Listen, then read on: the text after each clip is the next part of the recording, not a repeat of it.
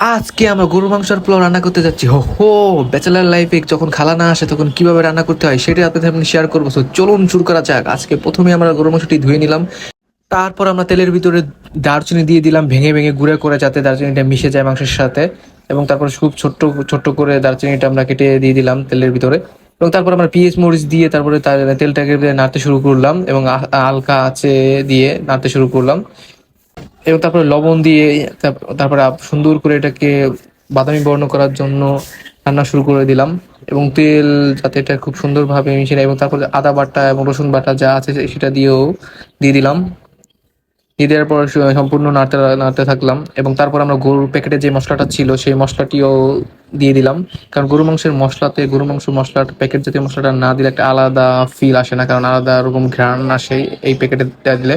তো আমরা গরু মাংসের মশলাটা দিয়ে আমরা নাড়তে শুরু করলাম এবং নাড়া শুরু করলে এবং তারপরে